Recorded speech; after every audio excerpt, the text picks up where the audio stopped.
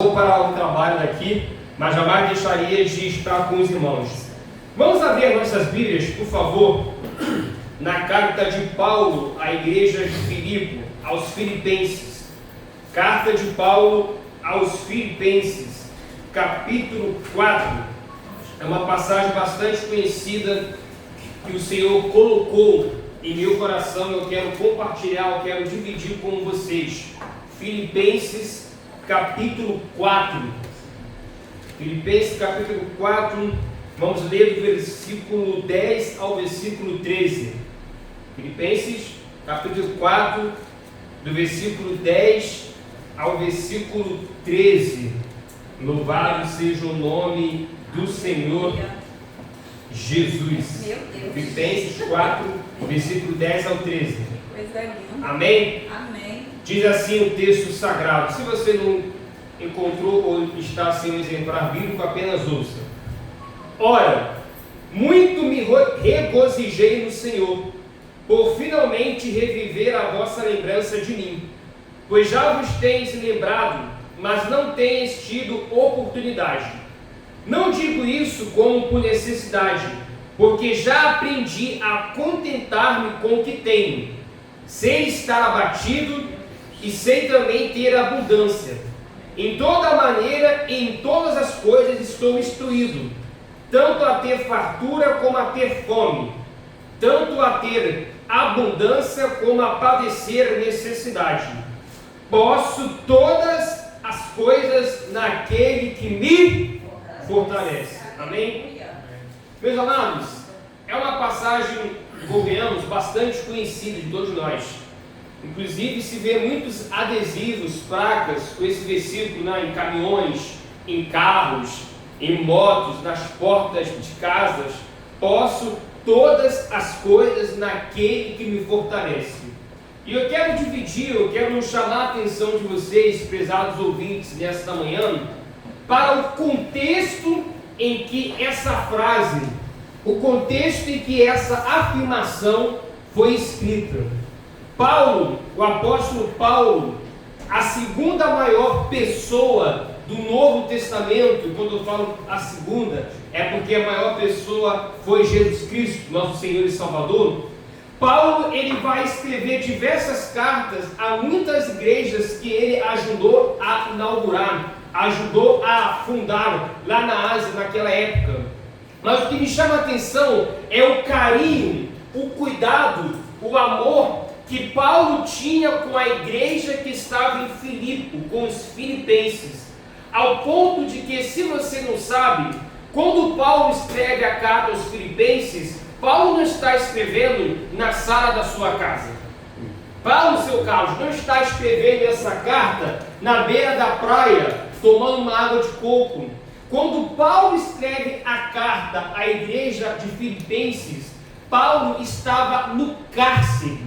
Paulo estava preso, Paulo estava sendo perseguido. A perseguição contra Paulo foi muito grande, porque quando ele começou a pregoar o Evangelho, começou a pregar o Evangelho, e as pessoas começaram a se converter a Cristo, o grande e terrível imperador Nero, um dos grandes imperadores que Roma teve, ele vai perseguir Paulo, vai mandar prender Paulo. Paulo vai ser julgado e vai ser condenado, e depois, anos depois, de fato, vai ser decapitado. Mas antes disso, ele fica preso em Roma, ele fica preso também em prisão domiciliar, e nesse contexto, ele escreve a carta aos Filipenses. E o que me chama a atenção é que a carta aos Filipenses é conhecida como a carta da alegria. Ele vai dizer aos Filipenses: regozijai-vos. Mais uma vez disso, digo, regozijai-vos, traduzindo, alegrai-vos. Mais uma vez eu digo a vocês, alegrai-vos. Ora, olhando ao olho nu, na ótica humana, é impossível alguém que está preso, alguém que está injustamente no cárcere, ainda escrever algo motivacional para outra pessoa. Só pode ser uma coisa: a certeza da vitória. Aleluia! A certeza que existe um Cristo Cristo que é galardoador, que existe um Salvador, um Deus que é soberano, que enxuga todas as lágrimas. E às vezes no dia a dia, no nosso contexto, nem sempre teremos alegria, nem sempre teremos tristeza, nem sempre teremos fartura, mas também nem sempre teremos necessidade. E Paulo ele vai escrever aos Filipenses e vai dizer: eu muito me alegrei por reviver a vossa lembrança de mim, pois já vos tinha lembrado, mas não tinha dito. Ou seja, Paulo está dizendo: eu aqui no cárcere, eu aqui na prisão, quando me lembrei de vocês, me alegrei. E é muito bonito quando a gente se lembra de alguém e tem uma alegria, se lembra de bons momentos, do bom convívio, boas situações, boas experiências. Talvez alguém que já passou por essa casa, por essa família, e quando vocês lembram dessa pessoa, fala: que época boa, que momento bom, que pessoa boa. Por quê? Porque aquilo traz alegria, você traz à memória o que te dá esperança, e isso serve também de motivação para você repetir tais momentos, para você reencontrar tais pessoas. Só que Paulo nunca mais reencontrou os filipenses, mas mesmo assim ele vai dizer a eles: eu me alegrei quando me lembrei de vocês. E que me chama a atenção é que ele vai dizer: não digo isso por necessidade, ou seja, eu não digo isso porque eu estou aqui abandonado, não. Eu não digo que me alegrei quando me lembrei de vocês para que vocês tenham peninha, tipo: ah, tadinho de Paulo, o apóstolo está lá preso, era para a gente estar lá dando uma assistência a ele. Não, eu falo isso de coração.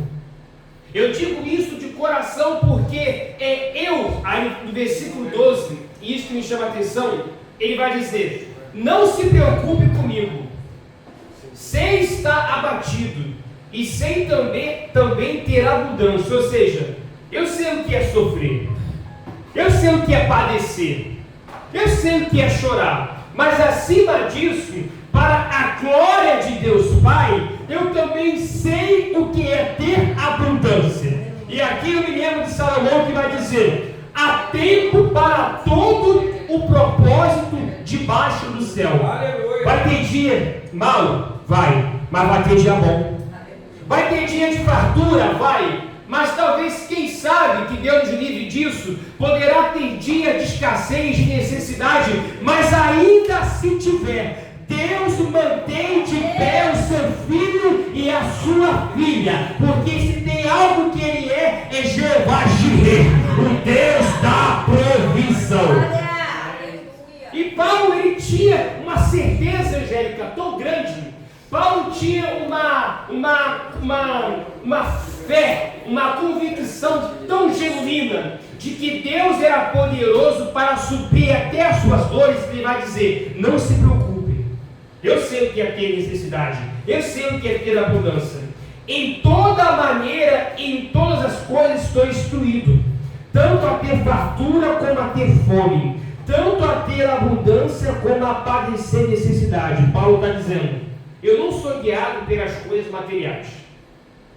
Eu não permaneci de pé até aqui por aquilo que eu tive. Porque se talvez um dia ele até acumulou riqueza, tudo caiu por terra quando ele foi preso. Ele não poderia levar nada para o cárcere, não poderia levar nada para a prisão, a não ser a fé. Aleluia. A não ser a fé. Por isso que, independentemente das circunstâncias, independentemente da situação, o que mantém o homem e a mulher de Deus em pé é a sua fé em Cristo Jesus.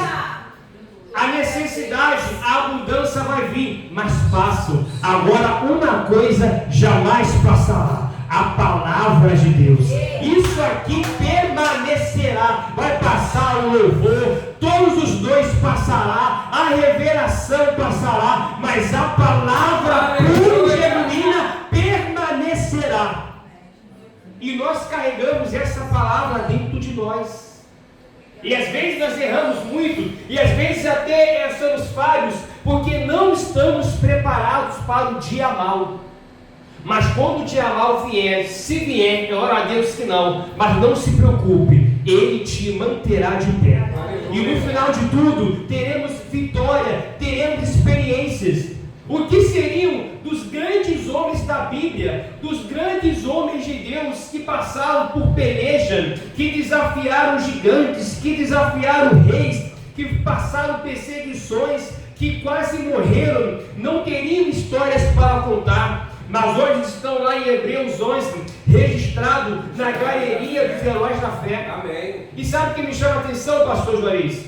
É que o autor da carta aos Hebreus vai dizer: e todos morreram sem alcançar as promessas, mas confiando que quem os chamou era maior do que a promessa. Aleluia! Isso é muito forte. Que convicção, que paz é essa? Que Paulo, mesmo no cárcere, dizia: eu me alegro, eu me regozijo. Eu não quero saber se eu vou morrer daqui a algumas semanas. Meus irmãos, e se você não sabe, eu te informo. Paulo, conforme eu falei, ele foi condenado à morte. Paulo, ele foi decapitado, ó. Perdeu a cabeça, mas não perdeu a fé. Perdeu a cabeça, mas não perdeu a convicção do seu chamado, do seu propósito.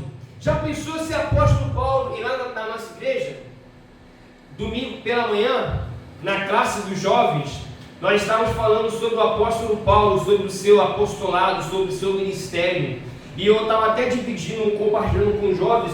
Já pensou se Paulo fosse um camarada inseguro do seu chamado? Se Paulo fosse um homem inseguro daquilo que Deus tinha para ele e que Deus iria usá-lo para que o evangelho fosse levado, inclusive hoje ministrado aqui nessa empresa? Quando Paulo fala, eu me alegro, Paulo está dizendo, eu sei que isso aqui vai passar, eu sei que a morte pode até chegar, mas aquele que começou a boa obra, ele não terminou e ele a aperfeiçoará. Aleluia! Aplauda o Senhor nessa manhã.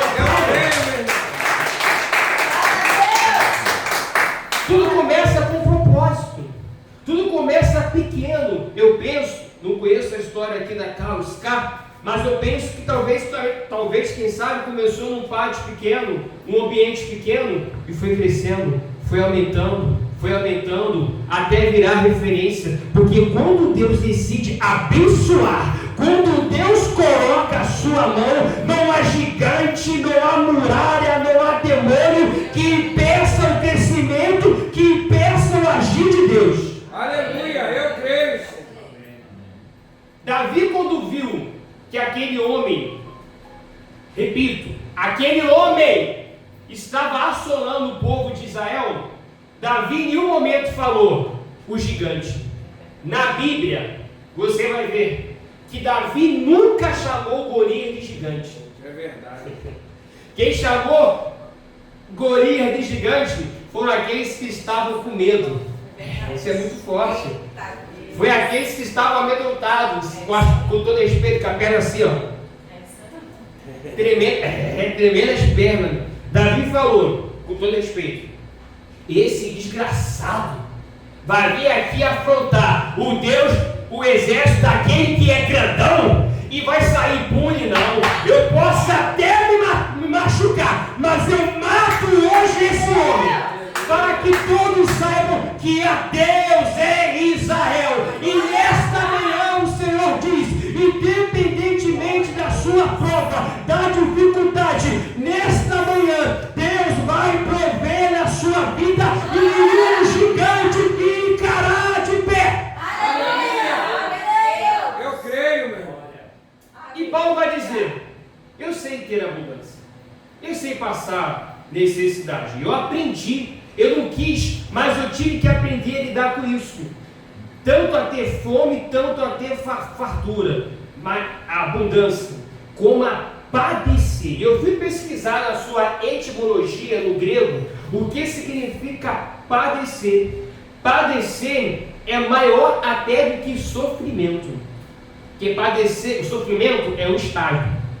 Repito, sofrimento é um estado. Você vai passando por aquele sofrimento, por aquela prova. Agora, padecer acabou o sofrimento e você não tem. Quer um exemplo disso? Estou desempregado, estou ganhando cesta da igreja, recebendo auxílio, mas mesmo assim eu precisaria de algo mais. Eu tenho muitas crianças em casa. É uma fase de sofrimento. Agora o padecer chegou o dia, eu abri a despensa de casa e eu vi que até aquela cesta básica acabou, não tem nenhum arroz. Padeceu, passou pelo sofrimento e infelizmente a situação se tornou pior. O que me chama a atenção, Senhor Carlos, que ele vai dizer, o grande apóstolo Paulo, aprendi a ter abundância, como a padecer. E tem mais, ele cumprimenta, padecer o quê? Necessidade. Sabe o que é isso, pastor Juarez Benício? Eu queria, mas não tinha. Eu pensei, mas não consegui. Dessa forma. Mas mesmo assim eu sei. Fala, Jesus, fala. Mesmo assim eu sei. Aí o versículo 13. Se você não glorificar, eu acho que o microfone está ruim.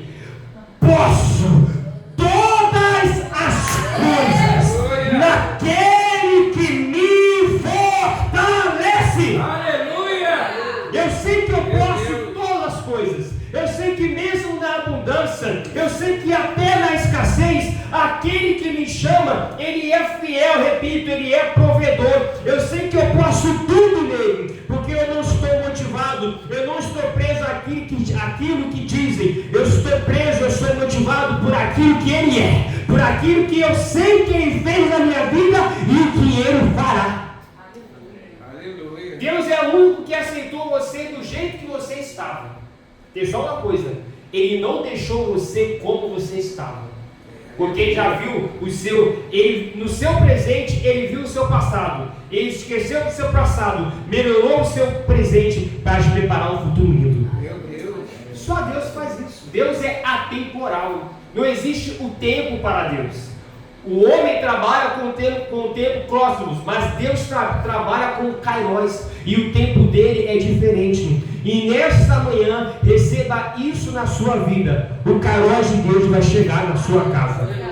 O kairos de Deus vai chegar nessa empresa. O kairos de Deus vai chegar na sua família. E Deus com certeza vai abrir as portas. Deus vai expandir. Eu vejo tendas sendo montadas. O pastor estava brincando aqui com o seu Carlos sobre tenda, mas quando o pastor começou a falar isso, antes disso, quando eu entrei aqui, eu cheguei aqui cedo, não sabia como é que era, parei o carro aqui, eu acho que era 7 horas, fiquei no carro orando, me consagrando, ouvindo louvores, e Deus me mostrava uma tenda grande sendo alargada. Aleluia. E quando eu chego aqui, ainda que de uma forma jocosa, o pastor brincando, não sei se é verdade, eu não entendi o contexto, com o seu Carlos, falando de tenda, eu falei, ora a Deus aí, ora a Deus falando, Deus vai expandir tenda.